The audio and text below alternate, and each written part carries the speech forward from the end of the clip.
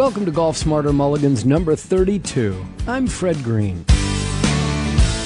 You know, there are so many golfers who start playing when they're young, play well, continue to play as an adult, get to single-digit handicap, and then all of a sudden, without any indication, everything just vanishes.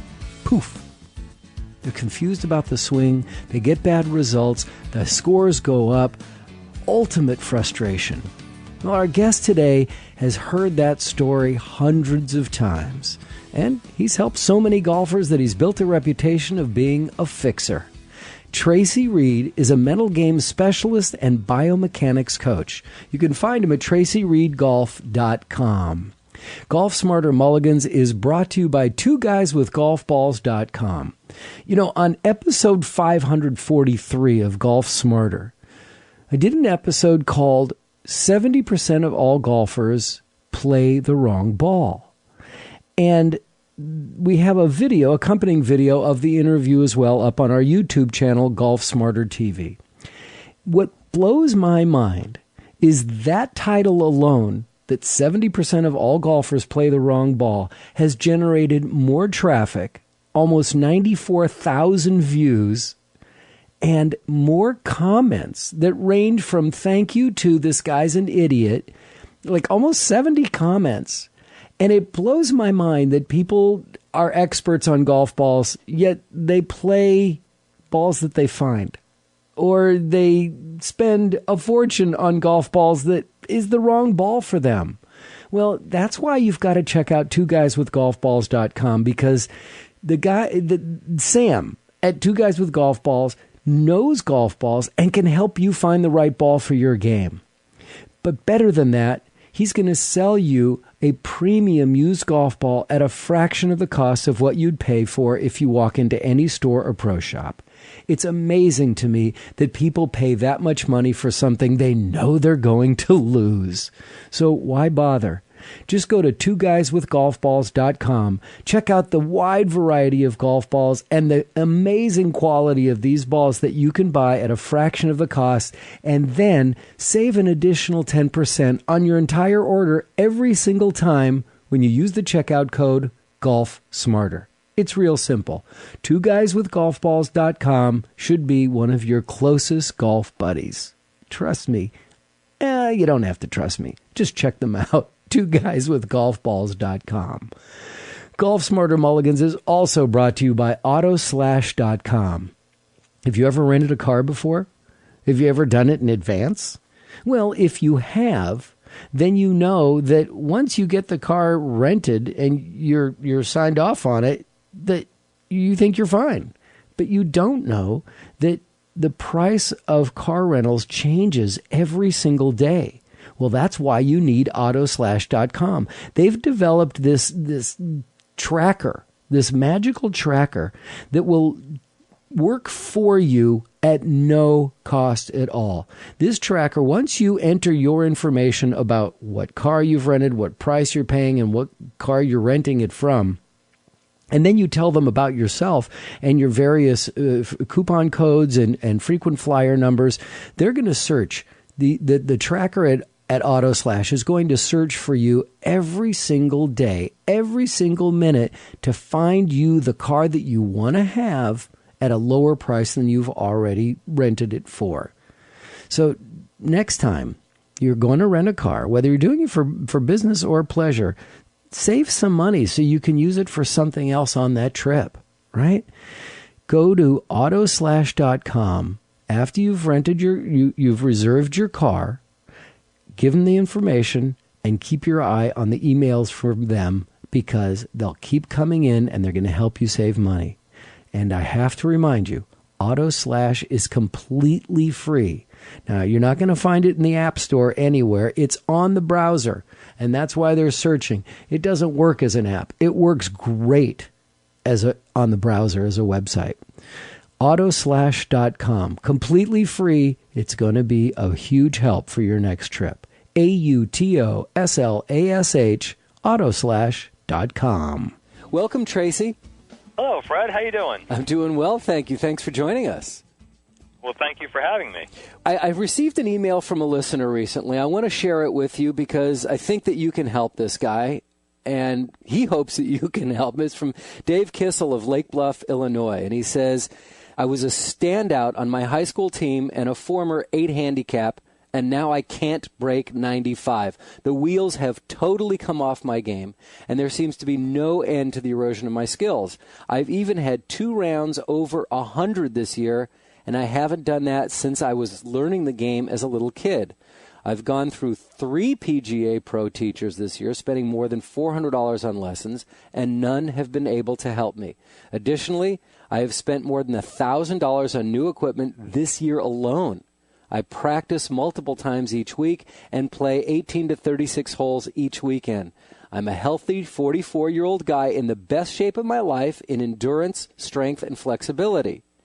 Now, frequently I'll have guests on that talk about how to progress and get people better, but tell him what he can do when the game just seems to get worse and worse.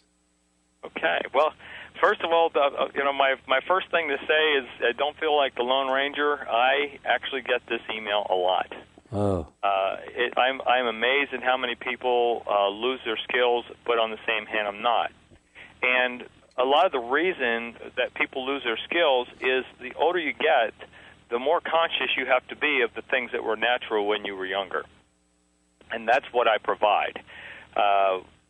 I had to do this for myself because I took up golf at a later age, and I went through all of the different.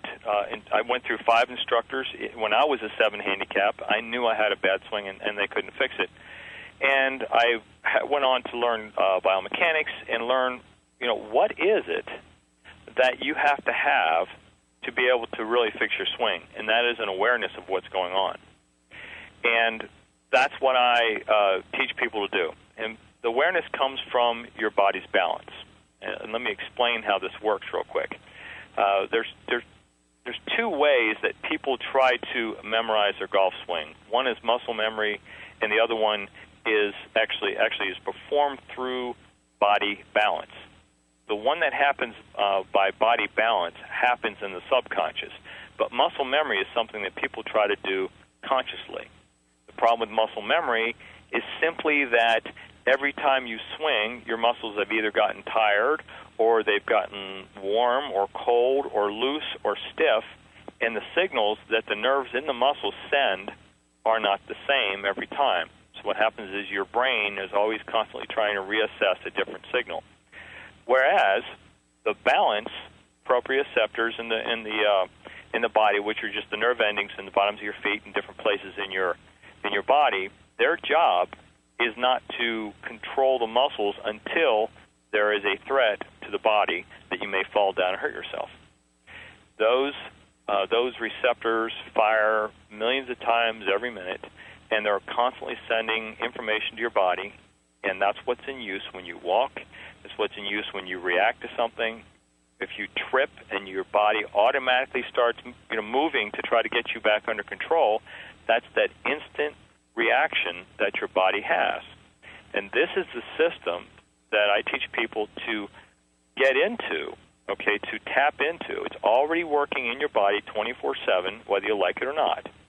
And if you can tap into this system and you can ask it what's going on, you can get an awareness of what's happening with your swing. And with that awareness, you can start making changes that are going to go in the right direction rather than taking a guess and hoping and praying it works. Now, just to give you an idea, there are 2 golfers in history, Ben Hogan and Tiger Woods.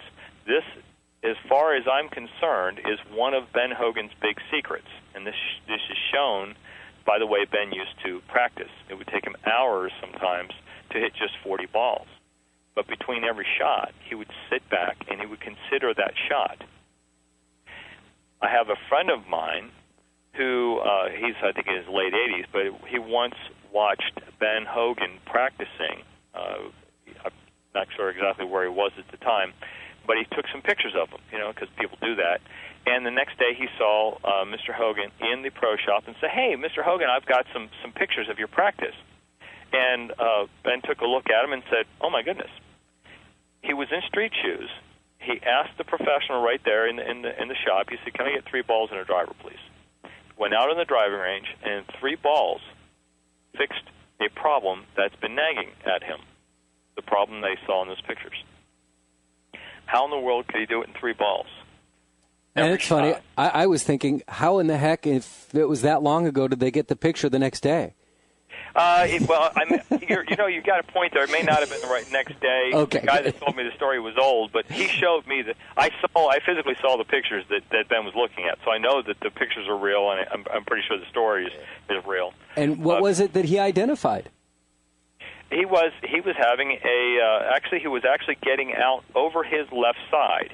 If you take a look at when I took a look at the pictures, the first thing I noticed that during the downswing, his left knee was out over his left side. And if you get to the outside of your feet, and you can see this you can read this in his book of I think the 5 lessons, that he says to stay on the inside of your feet. If you get to the outside of your feet during the swing, what happens is the body automatically notices an out of balance error and starts to correct. Well, when it does that, it doesn't care about your golf swing anymore. And I'm going to stop you for a second, and I want you to explain exactly what you mean by getting outside of your feet. Okay. Well, if you feel, and this is an exercise we're going to do here. Great. If you just walk around and feel the bottoms of your feet, you'll notice that you use certain parts of your feet. Well, during the golf swing, and this is via Ben Hogan, you should always stay in the inside half. That means in the arch half rather than the outside edge of the foot during the swing. Does that make sense, being on the inside half to the outside? In other words, between the heel and the ball of the foot rather than the outside edge. And if you stay on the insides, your muscles can keep working to move that club and to move your body to motivate that club. But the moment you get to the outside, the body automatically says, "Oh, I might be falling down. I've got to correct this." And the moment it starts correcting, it steals from other muscle groups. So you're saying it really all comes down to balance? Well, the balance is when you become aware of your balance, it's amazing what your balance tells you. Even during movement, if you take a backswing at a speed that you can monitor your balance, and it's not too slow, you can actually correct that backswing during the backswing so that you have your best chance for a downswing. But if the backswing is wrong, the downswing cannot possibly work. So believe it or not, keeping a balanced backswing will balance the club and return it to where it's supposed to be. And just to give you an idea, this brings to mind, there is static balance and dynamic balance, okay? Mm-hmm. Dynamic balance is how your body works. The body, once it is in balance and works, it fights to stay in balance, whether you like it or not. That's that auto-balance mechanism. Whereas static balance is balance when you're stationary, when you're not moving. And the problem that 90, maybe 85% of golfers have, especially amateurs, is when they set up, many times they're not in a truly balanced position. They're compensating by using different muscle groups to hold themselves in place. And balance just isn't your position over the earth. It's the opposite, opposing muscle groups in the body. Every muscle group has an opposing muscle group. They have to be working evenly. That's what really balance is. So if, for example, your weight is towards your heels and you're reaching forward, what will happen is that you're using the muscles in your back of your legs and your lower back more than you are using your thighs, and that's an out of balance position, even though you're not falling down. The moment you start working or moving, dynamic balance takes over and readjusts so those muscle groups that are opposing start working evenly during movement. Well, what's going to happen to the path, the swing path? It's going to go off because it doesn't. Those muscle groups, the auto-balance system, doesn't care about your swing path. Now, reverse the process. If you start in a balanced position, the moment you start moving, your body will fight to keep you in that position, including everything that you have in your hands. So by starting in balance, you actually increase your ability to bring that club back to the ball square and centered. And that's the first starting place where I would say most of my students immediately see an improvement. Are you there? Oh, I'm here. Yeah. You didn't toss out one or two sentences here. I need to absorb this. But that's the theory. The theory is the fact that as I take my golf club back, I am sensitive to, even if it's a driver, that 13 ounces. As that moves, I can feel that in my feet, because that's where you feel the balance. That's where Ben Hogan felt the balance. That's why he said the feet were so important. And if you take the time and close your eyes and walk around, you'll feel it as well. You'll feel it in your feet. And the more accurately you can pinpoint where your weight is during your movement, the more accurately you can control your muscle movement. That's the principle. Believe it or not, if I just tell myself during the backswing, I want to make sure my weight stays in the arch just behind the ball of the foot. That's all I have to do. The picture of that in my mind will control all the muscles in my legs to make sure it stays there. I don't have to think about those muscles or the knee or anything else. Just keeping that picture in my mind controls those. So did you address that because you thought for the letter that Dave sent us that could possibly be an issue to review quickly for him?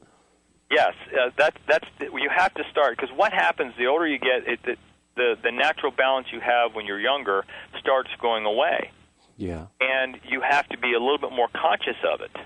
And when you become conscious of this, then you get control of it, and then you can reinstill it into a subconscious pattern.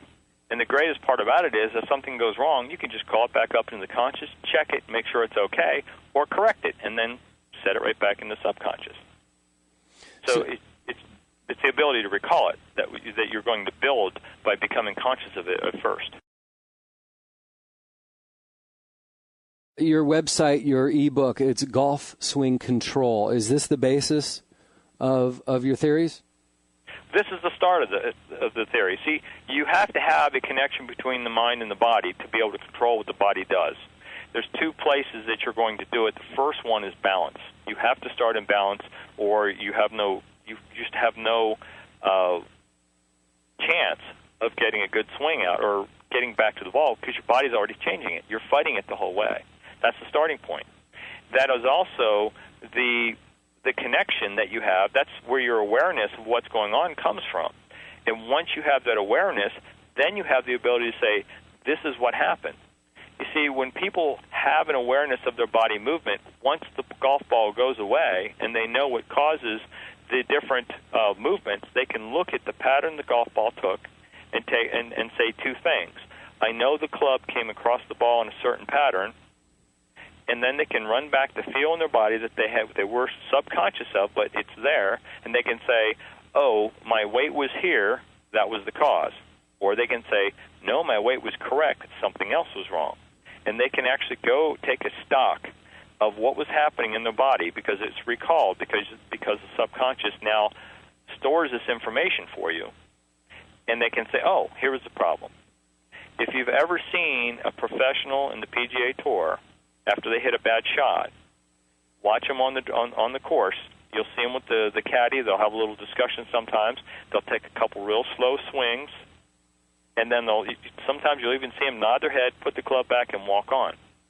What they're doing is they're fixing the problem before it gets to them, before it starts nagging them, and they start worrying about it coming back. They can do that because they have an awareness of their body movement. The greater the awareness, the better the ability to fix it. And this is what Tiger has now better than anyone else. If you ask Tiger about his ability to focus, he will tell you it comes from really good golf swing fundamentals. But what he's missing, or what he's leaving out, is the one word, awareness. He has a very good awareness of his golf swing fundamentals, and when they're not there or they're not quite right, he knows it and can fix it right on the spot. So post-shot routine is actually very important. Yeah, post-shot and pre-shot. Uh-huh. Okay, the pre-shot, what you do, give you an idea of what I teach my guys to do. Once you get an idea of what shot you're going to hit, again, we're going to go back to Tiger. Watch Tiger on the course. He takes a couple swings. He's not looking at anything. He's not thinking. He's programming that shot into his body and his mind. And when his mind says, yeah, this feels like it's the way it's going to be, then he can step up and hit that shot. So he pre-programs it, and then if the shot doesn't come off like he thought it should, he can go back and call that back up and say, well, here's my program. What happened? Oh, here's what happened. Okay, I've got an issue right here. He can pick the spot out where the two don't agree, and he can work on it. So much of this is nuance, and I realize as I play longer and longer that I can find these nuances and focus on these nuances. Is it possible for a new golfer to pick up on these little things that mean so much when you get into better play? Oh, yeah. As a matter of fact, this is the best way for a new golfer to start out, because he's not going to be able to build any bad habits, because monitoring his balance will correct those habits. See, that's the best thing about balance. If you move in balance and you balance the club during the backswing, you can't get out of position. Here's one for you. This is the one that I always get at. You know, you have the one club or the one plane, two plane swing. Heard of that, right? Well, yeah, we've had discussions about it. No one's ever really been able to not convince me, but educate me properly for me to understand it. So I'm wide open for more discussion on that one. Well, here's what I tell people: there's not one plane or two planes. There's 8 billion planes. Oh, Every great! golfer has their own. Thanks so much. You're really a big help, Tracy. Each golfer has their own plane, and the way you find that plane is simply by moving the club in balance. And you can monitor that balance in your hands and your feet. That plane is decided by your body structure. Everybody's is slightly different. Your elbows might point a little different. You might have longer legs, shorter legs. You might have a stocky body. It doesn't really matter.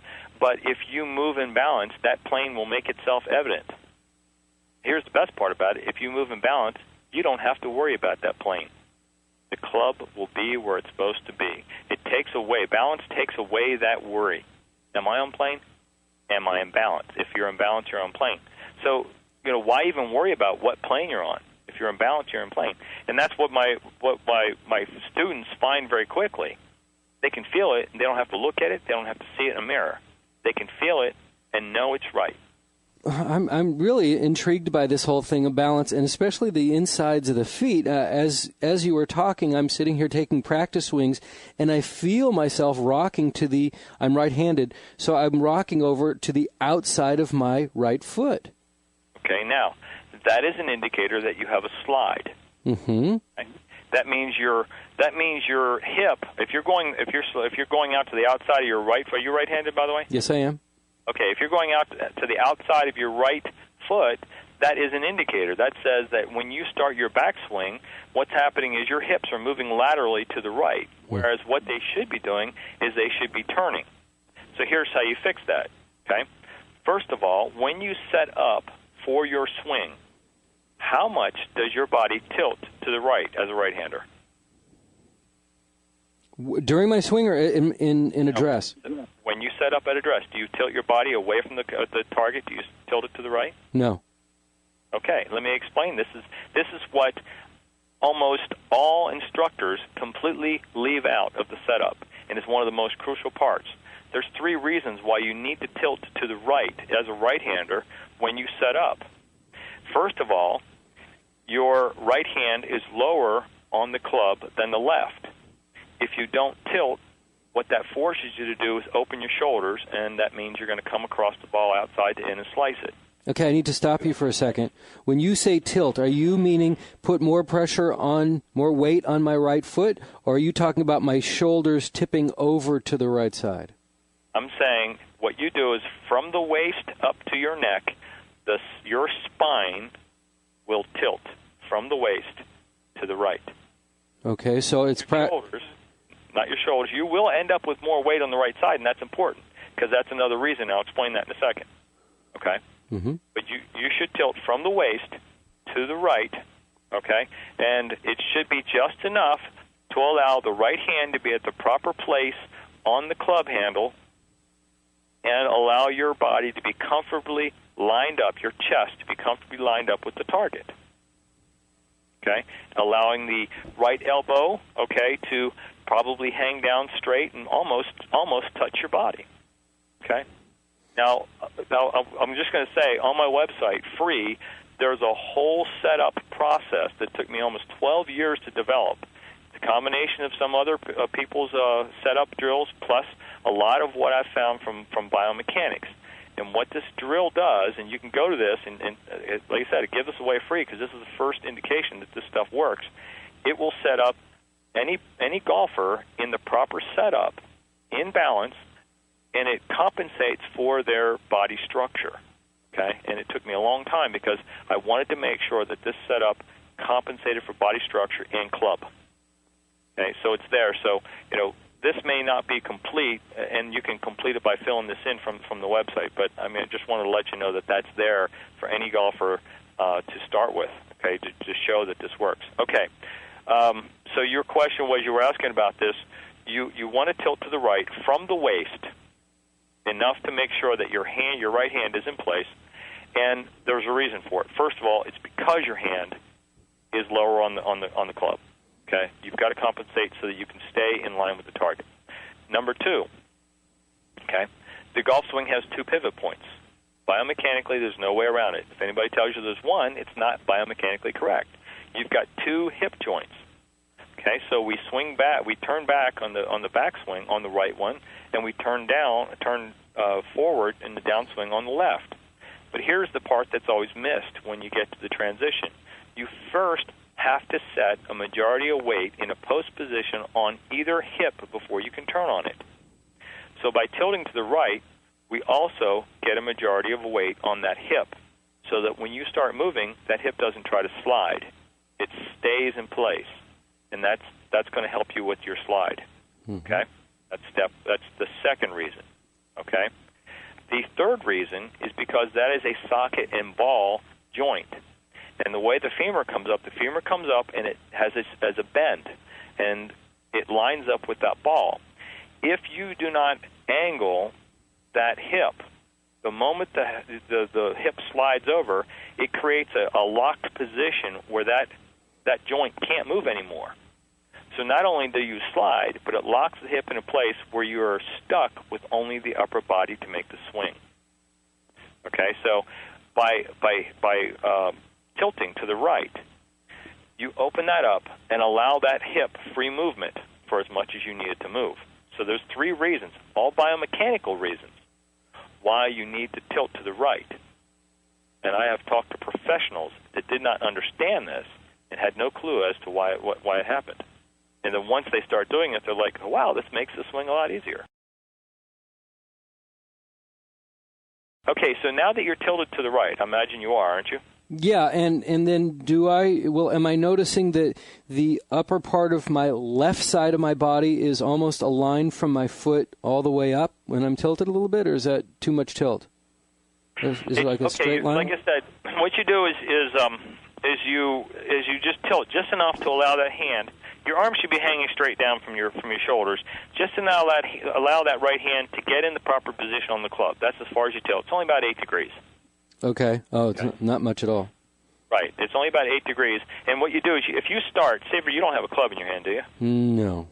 Okay, just start from a regular centered position with your hands together, tilt to the right until you see the hand come down where it is just below, the palm is just below the fingers of the left hand.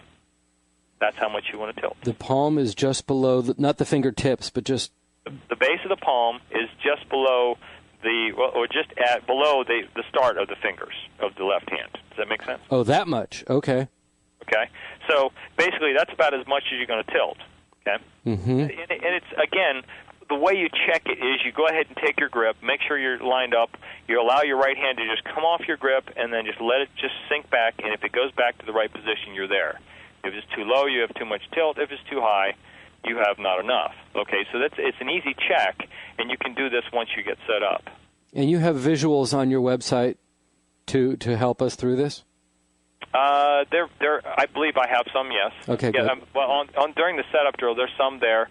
And my email, you can email me this stuff, and I'm happy to answer these questions because, again, this is all free. I want people to understand this because this is what keeps people from getting injured when they play. Ooh.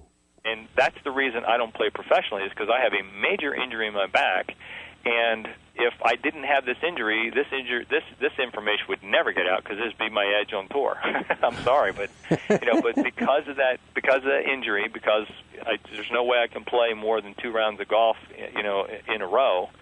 I've decided that it's silly to hold this stuff back. I've taken all the time to find this. Let's go ahead and make this stuff available to people, because it's just not available anywhere else. And why is that? Why is it not being taught at the PGA professional schools? I mean, you got people who are paying lots of money wanting to become PGA professionals, PGA instructors, but they're not getting information like this. Why do you think that is?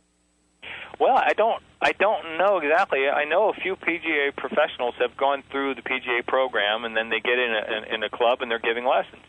Well, the program is a management program. You learn to manage the club.